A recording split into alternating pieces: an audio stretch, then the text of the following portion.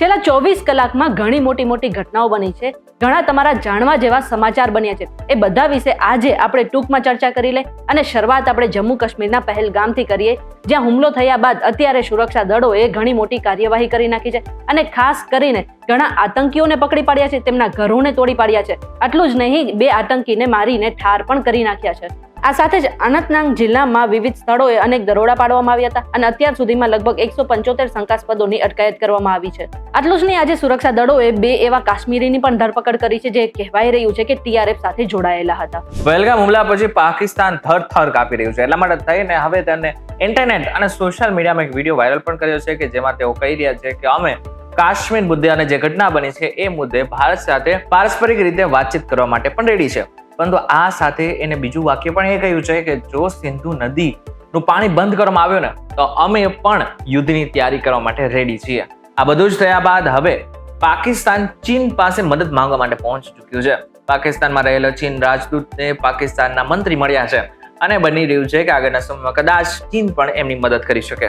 કાશ્મીરમાં પ્રવાસીઓ પર હુમલો થયા બાદ હવે એવું કહેવાય રહ્યું છે કે જે કાશ્મીરી પંડિતો છે તેના પર પણ ખતરો મંડરાઈ રહ્યો છે અને આ કારણે ઘણી સુરક્ષા એજન્સીઓ સતર્ક પણ થઈ ગઈ છે. સુરક્ષા એજન્સીઓને એવા ઇનપુટ મળ્યા છે કે આતંકીઓ બિન કાશ્મીરી પંડિતો રેલવે ઇન્ફ્રાસ્ટ્રક્ચર અને સુરક્ષા દળો પર હુમલા કરવાનું કાવતરું ઘડી રહ્યું છે. આટલું જ નહીં, રેલવે કર્મચારી પર પણ હુમલો થઈ શકે છે અને એટલા જ માટે રેલવે પણ તેમના કર્મચારીઓને સુરક્ષિત રહેવા માટે કહી દીધું છે. કાશ્મીરમાં હુમલાને લઈને ગુજરાત સરકાર હવે એક્શન મોડમાં આવી ગઈ છે. ગુજરાત સરકારના પોલીસ તંત્રે હવે બાંગ્લાદેશીઓ અને જેટલા પણ લોકો પાકિસ્તાનથી આવ્યા હતા એ બધા જ લોકોને શોધીને ડિટેન કરી રહ્યા છે. અમદાવાદમાં 890 ગેરકાયદેસર બાંગ્લાદેશી અટકાયત કરાઈ છે. સુરતમાં પણ 135 ગેરકાયદેસર બાંગ્લાદેશ નાગરિકોની અટકાયત કરવામાં આવી છે. ગુજરાતમાં ગેરકાયદેસર રહેનારા બાંગ્લાદેશીઓ અને પાકિસ્તાનીઓને ગૃહ રાજ્યમંત્રી હર્ષ સંઘવીની ચેતવણી છે. તેમણે કહ્યું છે કે ગુજરાતમાં જે બાંગ્લાદેશીઓ અને પાકિસ્તાનીઓ ગેરકાયદેસર રહે છે તેઓ પોલીસ સમક્ષ વહેલી તકે સરેન્ડર કરે, નહીં તો તેમના વિરુદ્ધ કડક કાર્યવાહી કરવામાં આવશે. અને આ સાથે જેટલા પણ લોકો આવા લોકોને પોતાનો સહારો આપી રહ્યા છે એ બધા લોકોની પણ આગળ જઈને ધરપકડ થઈ શકે છે. પહેલગામમાં આતંકી હુમલા પછી એક તરફ આખા દેશમાં શોકનો માહોલ જોવા મળી રહ્યો છે અને આ તરફ રાજકોટમાં મૃતકોને શ્રદ્ધાંજલિ આપવા માટે એક કાર્યક્રમ યોજાયો હતો. પરંતુ એ પછી જે રાજકોટની મહિલા મોરચાની બહેનો હતી એ વિજય રૂપાણીના પત્નીનો જન્મદિવસ ઉજવવા માટે કેક કાપીને તેની ઉજવણી કરી હતી, તેનો પણ વિડીયો હાલ સોશિયલ મીડિયા પર વાયરલ થયો છે. મહિલા મોરચાની બહેનોની સાથે ધારાસભ્ય ડોક્ટર દર્શિતા શાહ અને મહિલા કોર્પોરેટર પણ જન્મદિવસની ઉજવણીમાં મસ્ત જોવા મળ્યા હતા અને અંજલિબેન રૂપાણીના જન્મદિવસની ઉજવણીમાં વિજય રૂપાણી પણ ત્યાં હાજર હતા. એવા પણ વિડીયો અને ફોટો અત્યારે સોશિયલ મીડિયા પર વાયરલ થયા છે. ગભરાયેલું પાકિસ્તાન હવે કંઈ પણ કરી શકે છે, કારણ કે એક ઉદાહરણ તો તેને 2 દિવસ પહેલા જ આપી દીધું. કારણ કે પાકિસ્તાને પોતાની એર સ્પેસ ભારત માટે બંધ કરી નાખી છે, જેના જ કારણે હવે ભારત આવતી જેટલી પણ ફ્લાઇટ છે એને ઘણો વિલંબ થઈ રહ્યો છે. પાકિસ્તાને ભારતીય એરલાઇન્સ માટે પોતાનું હવાઈ ક્ષેત્ર બંધ કરી દીધું છે, જેના કારણે તેમની આંતરરાષ્ટ્રીય ફ્લાઇટનો મુસાફરી સમય વધી ગયો છે. ખાસ કરીને દિલ્હી સહિતના ઉત્તર ભારતીય શહેરોથી ઉપરથી ફ્લાઇટ્સનો સમય વધી ગયો છે. આ જ કારણે હવે રાજકોટ ઇન્ટરનેશનલ એરપોર્ટ પણ ટેકનિકલ અને મેડિકલ ઇમરજન્સી માટે 24 કલાક કાર્યરત રહેશે. આ સાથે મહત્વનું છે કે બની શકે કે આગળના સમયમાં હજુ પણ કેટલાક નવા નિયમો આવે.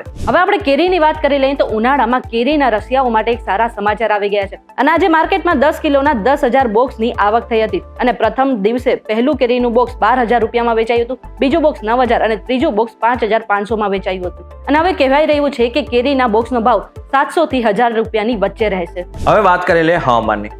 30 એપ્રિલથી 5 મે સુધી હવે હવામાન અલગ રીતે બદલાતું રહેશે. એવું પણ માનવામાં આવી રહ્યું છે કે મે મહિનામાં તાપમાન અલગ રીતે ઘટ રહેશે. ગરમીમાં પણ આ જ રહેશે. ખાસ કરીને મહત્વનો છે કે અંબાલાલ પટેલે એવી માહિતી આપી છે કે જે પ્રમાણે 46 ડિગ્રી સુધી પણ મે મહિનામાં તાપમાન પહોંચી શકે છે. આ સાથે જ આગળના સમયમાં બની શકે કે ઉત્તર ગુજરાત અને સૌરાષ્ટ્રમાં વરસાદ પણ આવી શકે છે, પરંતુ એ શક્યતા થોડી ઓછી છે અને જો પડશે તો ખેડૂતો માટે ખરાબ સમાચાર મનાશે. હવે આજે એક ખરાબ સમાચાર એ સામે આવ્યા હતા કે દિલ્હી મુંબઈ એક્સપ્રેસ વે પર સવારે એક ભીષણ અકસ્માત થયો હતો, જેમાં 7 લોકોના ઘટના સ્થળે જ મોત થઈ ગયા હતા અને 4 લોકો ઘાયલ થયા હતા. આજે સવારે 10 વાગ્યાની આસપાસ દિલ્હી મુંબઈ એક્સપ્રેસ વે પર ન્યૂ પોલીસ સ્ટેશનની ફિરોઝપુર ઝીરકા બોર્ડર પર એક બેકાબુ પિકઅપ વાહને 6 મહિલાઓ સહિત 11 સફાઈ કર્મચારીઓને કચડી નાખ્યા હતા. અકસ્માત બાદ પિકઅપ ડ્રાઈવર ગાડીને ત્યાં જ મૂકીને ફરાર થઈ ગયો છે અને હાલ પોલીસ ડ્રાઈવરની શોધખોળ કરી રહી છે. જો કે અકસ્માત શેના કારણે થયો હતો તેનું કારણ હજુ સામે આવ્યું નથી અને પોલીસે આગળની તપાસ પણ હાથે ધરી છે. આજે શરદ પવારે એક એવું નિવેદન આપ્યું છે કે જે બાદ એવું લાગી રહ્યું છે કે શરદ પવારને હજુ પણ 2 વખત વિચારવું જોઈએ. પહેલગામમાં જે હુમલો થયો એ બાદ શરદ પવારે એક નિવેદન આપ્યું છે. એમને કહ્યું છે કે કેન્દ્ર સરકાર કોઈ પણ પ્રકારનો નિર્ણય લે એ બાદ એને 2 વખત વિચારવું જોઈએ, કારણ કે આગળના સમયમાં પાકિસ્તાન બની શકે કે એ બીજી વખત પણ હુમલો કરે. જો કે કદાચ આ શરદ પવારને નહીં ખબર હોય કે ભારતની તાકાત કેટલી છે અને ભારતની સેના શું કરી શકે છે. હવે શરદ પવારને તમે શું કહેવા માંગશો એમને જરા કમેન્ટ કરીને ચોક્કસ કહેજો. આ વિડીયો પસંદ આવે તો વિડીયો લાઈક અને શેર જરૂરથી કરજો. તો આ જ ઇન્ફોર્મેટિવ વિડીયોઝ માટે VTV ડિજિટલ સાથે જોડાયેલા રહેજો.